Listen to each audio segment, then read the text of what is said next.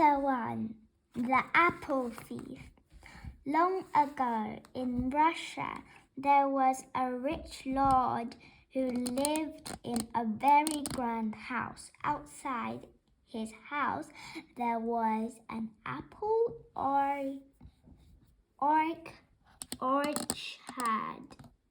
with a very special tree, a tree that bore apples of pure gold, and the apples huge, gleaming and glistening on the branches. And every year the Lord looked forward to his golden harvest. However, one autumn somebody got there before him. The largest golden apple has been stolen. We need to make sure the thief doesn't steal any more of my golden apples, the Lord said angrily. Who will stay in the orchard tonight and keep watch? None of the servants wanted to keep watch. They all looked at Alexie. He was the youngest. Alexie rolled his eyes. Oh, very well, he said. I'll do it.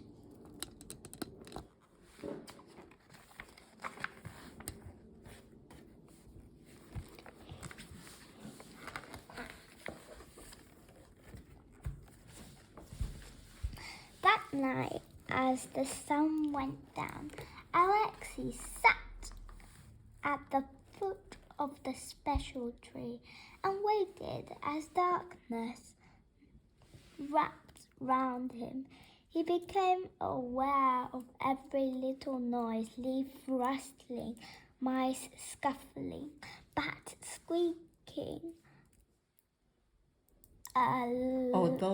Although he felt nervous, after a while, Alexie's eyes began to grow heavy.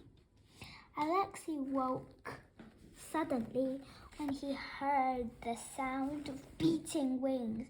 He gazed in wonder as a strange bird flew into the orchard. It glowed with a red and orange light, as if it was on fire. The bird swooped down and plucked a golden apple with its beak. Alexie jumped up to stop it, but the bird flew away and a single fiery red feather drifted to the ground.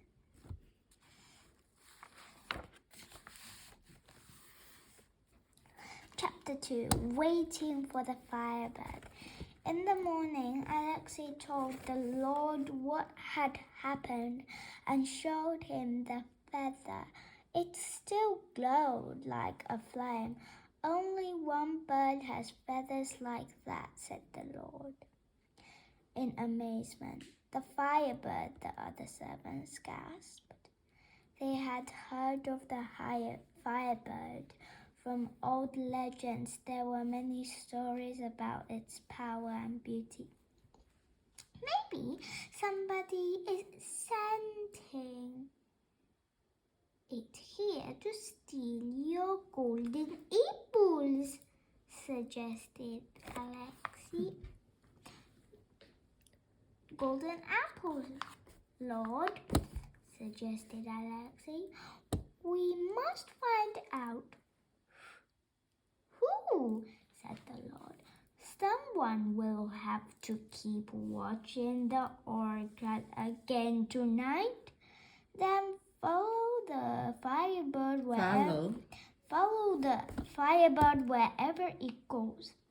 The other servants didn't hesitate. They all turned to look at Alexie. He rolled his eyes. I'll do it.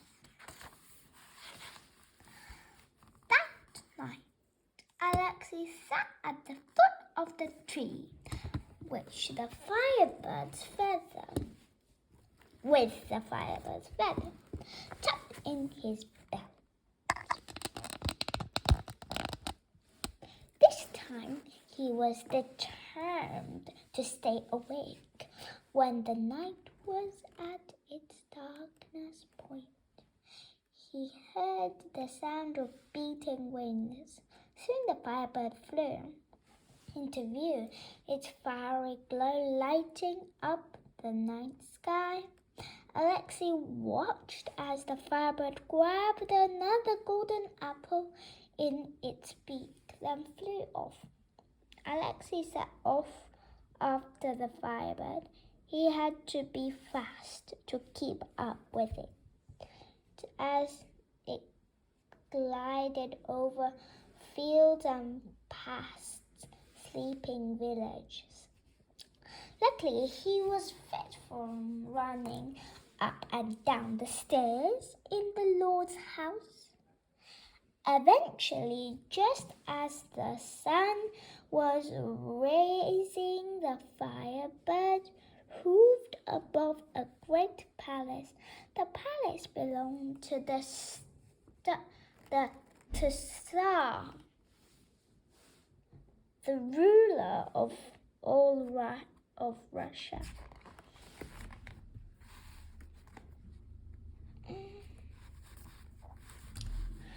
Chapter 3. The Tsar's Palace.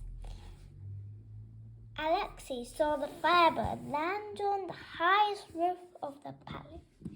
He slipped through the open gate on into a courtyard full of lords, ladies, and other wealthy-looking people. They seemed angry and upset.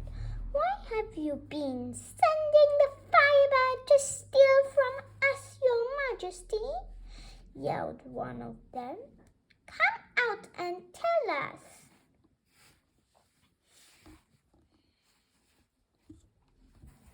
After a while, the Tsar came out onto the balcony to speak to the crowd. The lords and ladies fell silent in his presence. "Forgive me, I had no choice but to send the firebird," he said. "A villain has captured my daughter, Princess Vasilisa. He won't set her all free unless I give him all the gold in the land."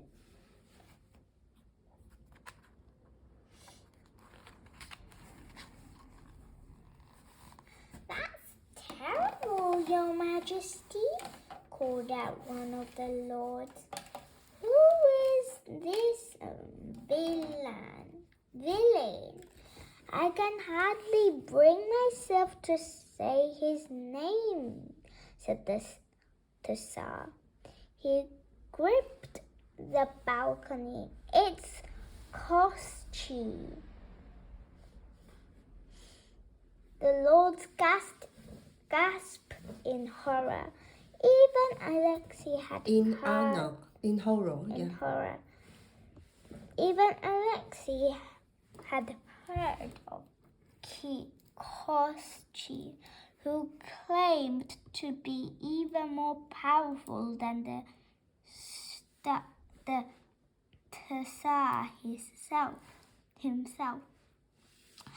"I'm happy to give you my gold if it will bring the princess back, Your Majesty," one lord said. Others called out in agreement. "There isn't enough gold in the land to satisfy Alexie," said the Tsar. with a sigh. I need someone to go and rescue the princess. Alexie could see none of the lords or ladies liked that idea.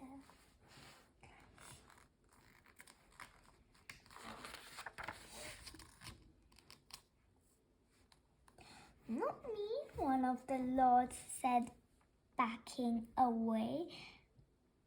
Alexie is terrifying, added a lady. Nobody could defeat him. All the lords and ladies started talking at once. Alexie rolled his eyes. He pushed through them until he was in front of the balcony. Excuse me, Your Majesty, he yelled at the top of his voice. I'll do it. The lords and ladies all turned to stare at him, then laughed. Silence! Shouted Tessa. Then the crowd immediately went quiet. Who are you, boy? My name is Alexie, he said, and I want to help secretly. He was also hoping for a reward, but he didn't say so. Alexie knew facing Alexie would be hard, but he had nothing to lose. Wonderful, said Tessa as he came down from the balcony to see Alexie. In that case, you can set off straight away. You'll need some armor and a sword. No thanks, said Alexie. He wasn't used to being waving down with heavy armor, and he didn't think he could control a sword. He would rely on his wits. 什么是 wits? 在哪里? He would rely on his wits. 这个就是这个。好的。Very well, said Tessa. The firebird can show you the way to Alexie's castle. The firebird took off from the roof of the castle and landed beside Alexie, who climbed on his back. The Tessa and the lords and the ladies waved them goodbye as the firebird took off. 等下你可以查你的字典。Chapter 4, Alexie's Castle. The firebird flew over fields and mountains. Alexie peered down at a dark, gloomy forest. I'm glad I don't have to walk through there, he said to himself, looking down at the trees below. At last, the firebird landed on a hill. Alexie slid from its back and looked down at Alexie's castle. His heart sank. The castle's walls were tall and grim. There were thick gates with sharp spikes and a moat full of dank water. Maybe this wasn't such a good idea, said Alexie. Just then, the firebird beat its wings and flew off. Alexie took the firebird's feather from his belt, where he'd tucked it, held it for courage.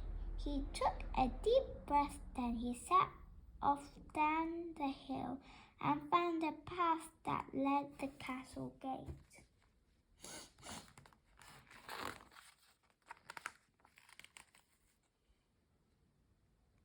The guards took him to Alexie, who was waiting in a cavernous hole.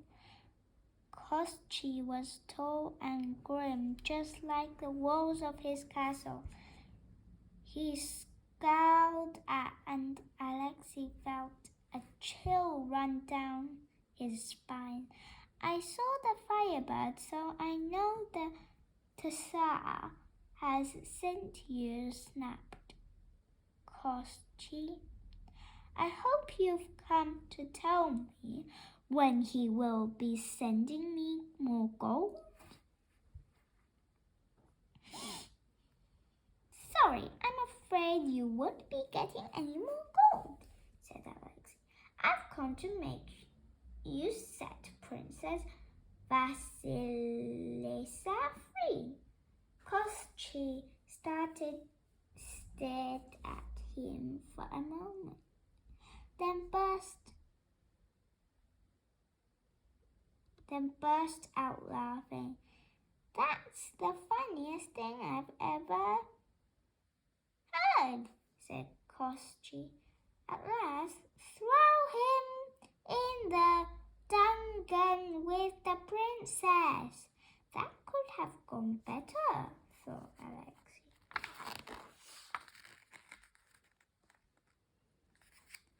Chapter 5, Princess Vasilisa's Plan. The princess was not impressed. So you came to rescue me and failed, is that correct? She asked. I suppose if you put it that way, Alexie said, but I'm sure I can think of a plan to get us out of here. I already have a plan, said the princess. All I need is your belt. They waited until the guard fell asleep. Then the princess used her hairpin and Alexie's belt like a fishing line to get the key from the guard. A few minutes later, they were sneaking out of the castle. This is really going to ruin Alexie's day, the princess whispered.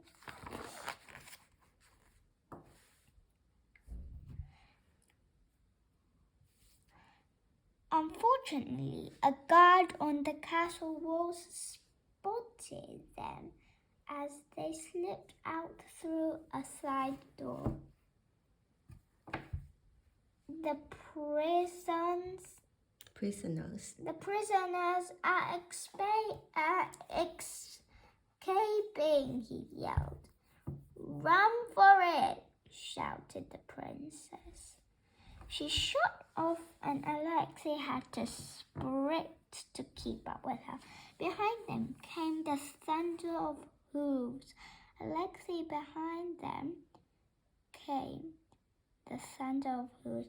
Alexie turned to see Alexie and his guards chasing after them on horsebacks. You won't get away from me, yelled Alexie. Let's see which one's Alexie. You think it's this one? No, I think this one is this one. This is.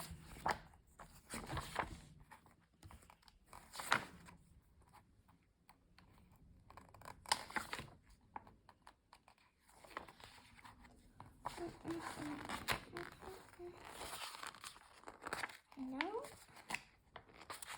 I think it's this one. It's this one. This one is this one. So it shouldn't be Alexie. The princess and Alexie ran after. They ran faster. They had two opinions: to go up Options. To go up the hill or into the dark, gloomy forest. He's bound to catch us if we stay out in the open, said Alexie, panting hard. Let's go this way, then, yelled the princess. They ran towards the trees. Alexie and his guards galloped after them.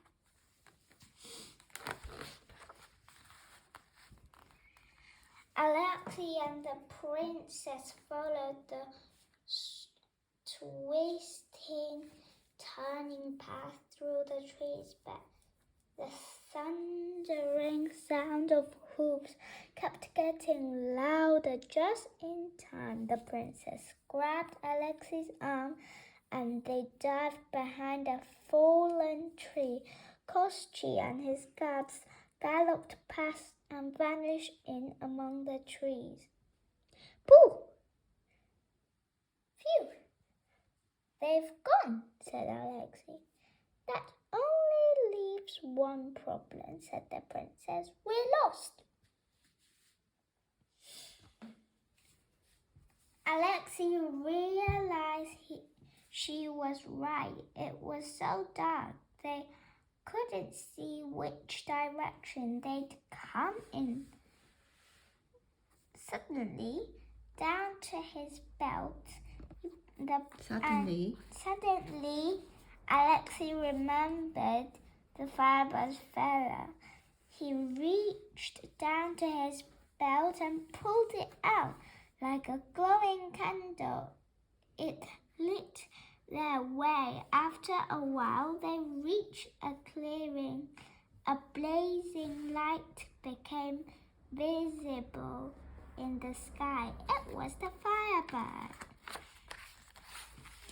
Chapter 6, Firebird to the Rescue.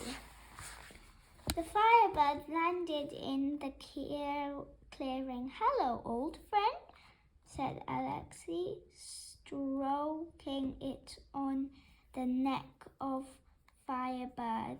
Seemed to grow even brighter with pleasure. Alexie and the princess climbed on its back. It rose into the air and quickly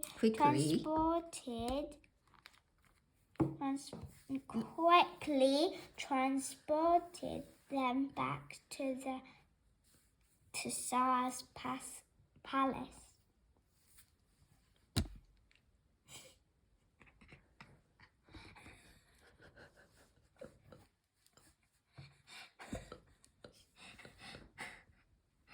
The Tsar and the lords and ladies were astonished when the princess and Alexie landed in the place. Everyone was delighted. Of course, the Tsar was happy because his daughter was free.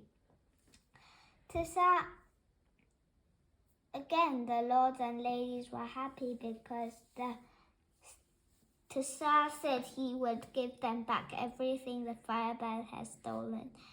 Alexie was happy too because the Tsar promised to give him all the gold he could wish for.